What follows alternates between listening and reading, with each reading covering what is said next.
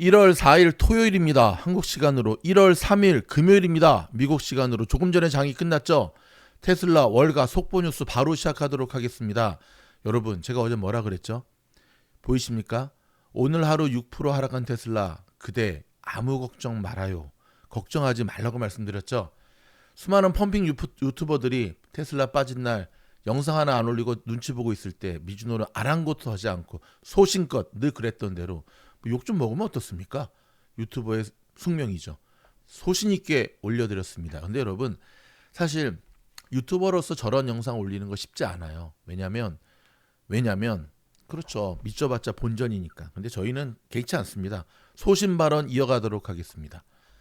생각보다 빠르게 반등이 오늘 나와서 저도 참 기쁘고요. 제가 맞췄다는 기쁨보다는 여러분의 계좌가 회복되었고 버틴 분들, 저희 미주놀과 함께 버틴 분들에게 시장이 좋은 선물을 준 것 같아서 그게 더 기쁜 겁니다. 그러면 바로 시작하도록 하겠습니다. 뉴욕 증시가 5거래일 만에 반등에 성공했습니다. 전일 새해 첫 개장일을 지난 연말에 이어 약세로 시작했지만 오늘 둘째 날이었잖아요. 그리고 이번 주 마지막 거래일이었죠. 회복세를 보이면서 투자자들의 연말 연초 휴가 복귀를 증명한 겁니다. 하루 일찍 복귀했네요. 휴가 갔다가 하루 일찍 복귀했습니다. 자, 오늘 시장 어떻게 마무리가 되었냐면요. 지금 보시다시피 다우는 플러스 0.80, 나스닥 플러스 1.77, S&P 500 플러스 1.26, 러셀 2000 플러스 1.49로 마무리가 되었고요. 오늘 시장은 테슬라와 엔비디아가 이끌었고요. M7 주식들이 처음에는 안 그랬거든요. 하지만 M7 주식들이 힘을 내면서 자, 뒤를 든든하게 받치면서 시장이 애플 빼고 든든하게 발란티에 합류해서 올라서면서 모처럼 푸른 장으로 마무리가 되었습니다. 결국 반등은 빅테크 기술주로부터 시작이 되었습니다. 말씀드렸잖아요. 시장의 대장 섹터는 나스닥 M7이다. 엔비디아가 전날 3%에 이어 오늘도 4.73% 상승하면서 이틀에 걸쳐서 7.73%가 상승하며 시장을 끌어올렸습니다. 새해 첫 거래일로부터 6% 넘게 빠졌던 테슬라도 언제 그랬냐는 듯 다시 8.22%나 급등하면서 투자자들의 관심이 뜨겁다는 것을 증명했는데요. 한번 볼까요? 와우, 보이십니까? 8.22%. 애프터에서도 다시 한번 자 반등이 시작되고 있습니다. 제가 언제 장이 좋을 때만 머스크가 제 친구라 그랬습니까? 안 좋을 때도 머스크는 제 친구입니다. 친구는 좋을 때나 기쁠 때나 슬플 때나 함께하는 게 친구죠. 그렇죠? 제발 말귀를 못 알아듣는 초딩들은 좀 가고. 자, 테슬라의 반등은 지난해 감소한 전기차 인도량에 비해 에너지 저장 장치 사업의 이익률이 급등한 것을 뒤늦게 시장이 높게 평가한 결과로 평가됩니다. 라고 이야기하는데 I don't think so. 그렇게 생각하지 않고요.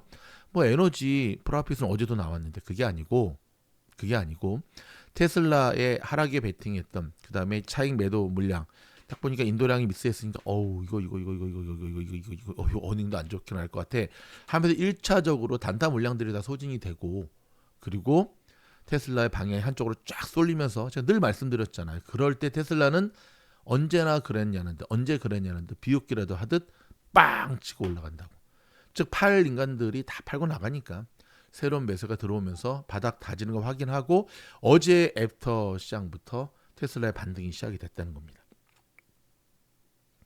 자, 개인 투자자들은 인도량 저하의 주식을 내던졌지만 테슬라를 단순히 중국의 BYD와 경쟁하는 전기차 기업이 아니라 관련 솔루션 기업이면서 자율주행 소프트웨어와 자율주행 택시 및 에너지 사업자로 평가받는 기관 투자자들은 주가 하락 시점을 오히려 매수 기회로 활용한 것으로 보입니다. 빙고.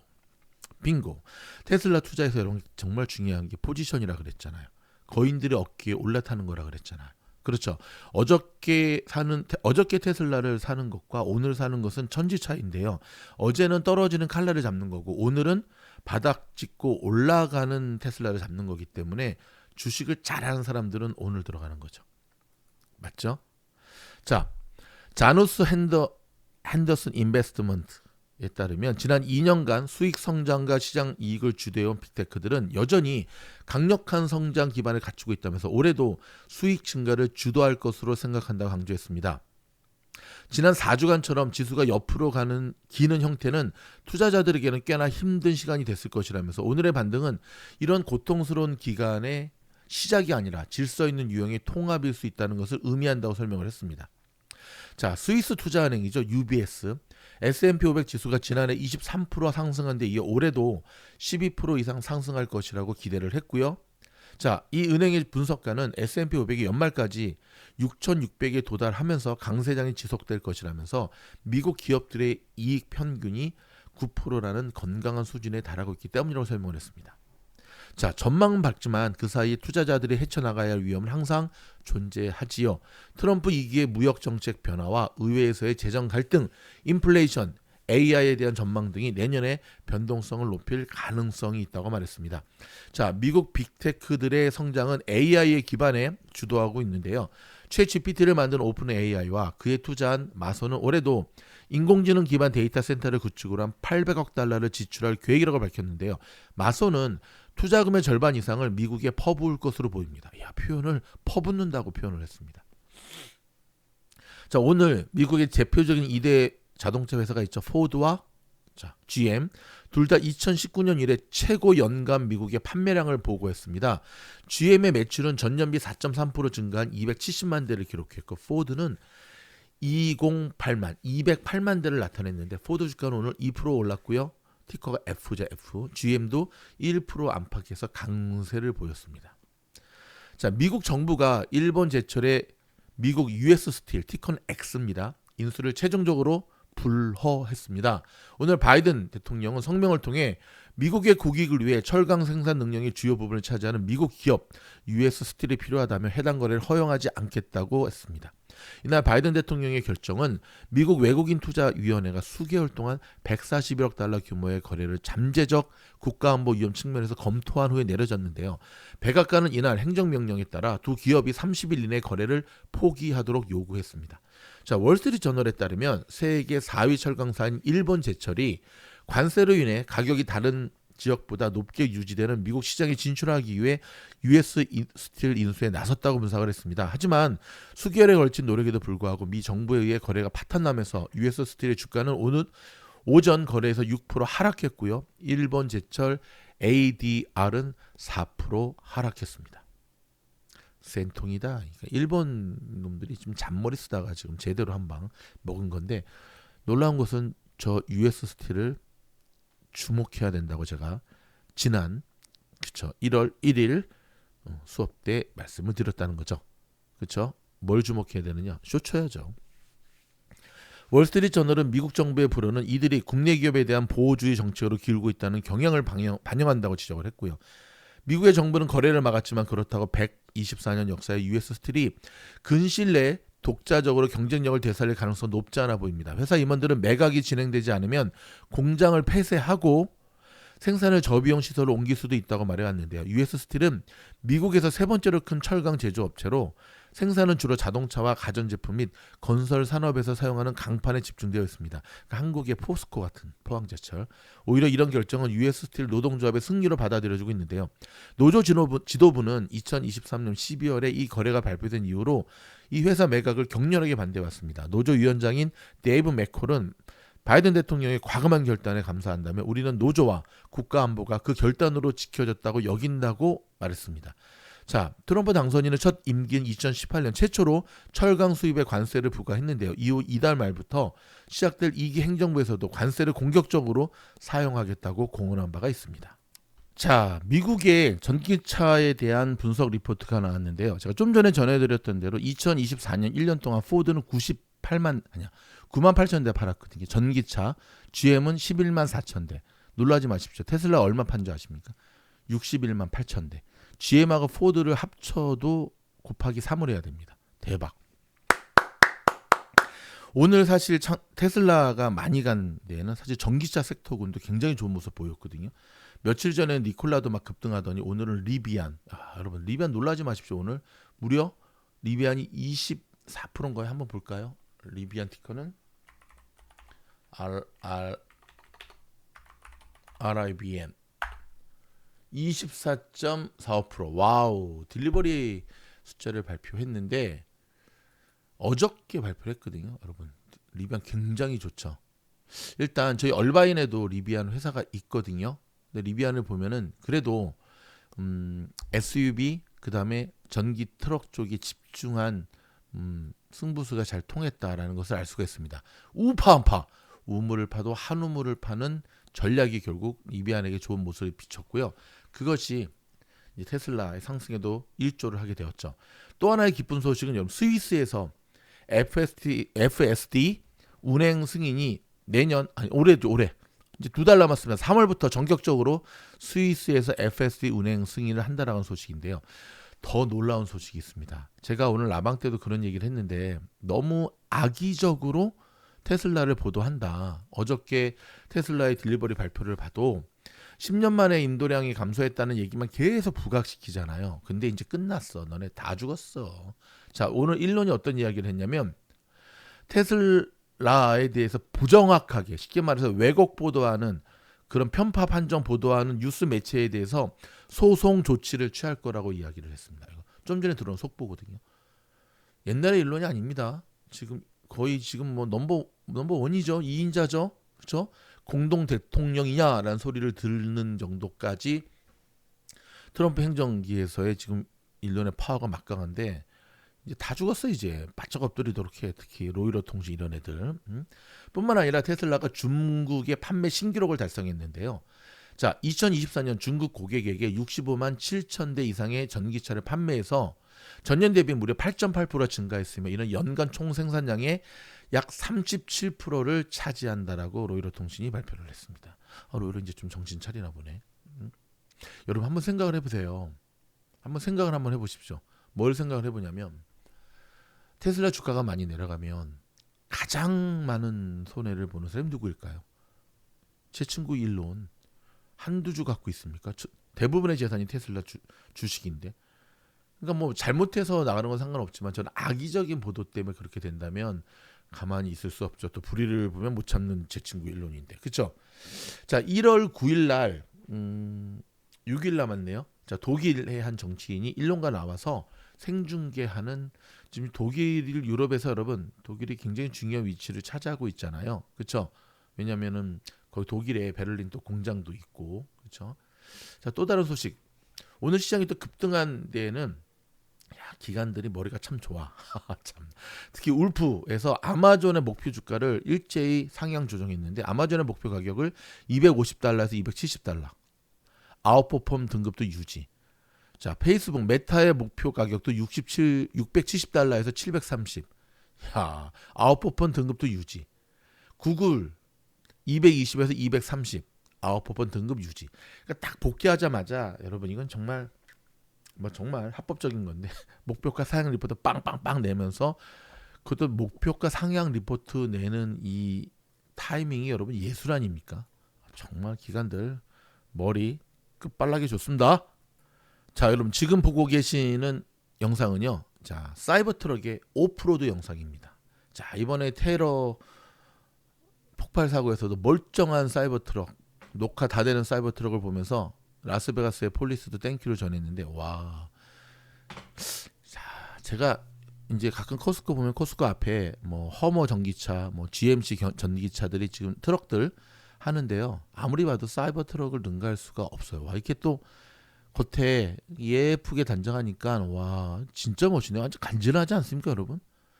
사이버 트럭을 한 번도 안 타본 사람은 있지만 사이버 트럭을 타고 만족하지 않은 사람이 없습니다. 와, 대박 좋네. 그렇죠? 어제에 이어서 여러분 혈액투석 전문병원 별내 우리 내과 팀장이 개런티하는 영상 고정 링크 걸어드렸죠. 예, 저희 돈 받고 광고하는 거 아닙니다. 정말 좋은 병원이니까 말씀드리는 거니까 서울과 경기도에 계시는 분들 오셔서 좋은 의사 만나서 꼭 건강하시기 바랍니다. 그리고 미주노래 공부방 이제 우주 7기가 곧 최종 인터뷰를 앞두고 있습니다. 몇 자리 안 남았습니다, 여러분. 몇 자리 안 남았. 거의 다 모집이 됐거든요. 몇 자리 안 남았으니까 여러분 공부방 꼭 지원해 주시기 바랍니다. 공부방 지원은 보시다시피 여기 우주 7기. 근데 많은 분들이 공부방 하니까 그냥 막 들어오는 것 같은데 아니에요, 여러분. 저희 이거 진짜 인터뷰 까다롭게 평균 25대 1이에요. 저희가 보는 거는 진짜 공부하려고 오느냐 아니면은 그냥 찔러보기, 간보기 그런 학생들 말고 그냥 스스로 공부하겠다는 분들은 멤버십 영상 보면서 보시고 진짜 주식 공부 제대로 한번 해보겠다는 분들, 주식 몰라도 됩니다. 모르니까 배우는 거잖아요. 그렇죠? 여러분, 미주노래 이 놀라운 통찰력 한번 배워보지 않으시렵니까? 어떤 거 배우냐고요? 다 배웁니다. 시장의 추세를 보는 법, 종목 선정하는 법, 그다음에 차트 분석, 보조지표 활용법, 이 모든 것들을 다 가르쳐 드리니까 꼭 지원하셔서 함께 좋은 인연 만들어갈 수 있기를 바랍니다. 자, 이런 가운데 연준의 고위 관계자가 트럼프 2기 행정부에서 인플레이션이 다시 위협을 받을 수 있다고 경고를 했습니다.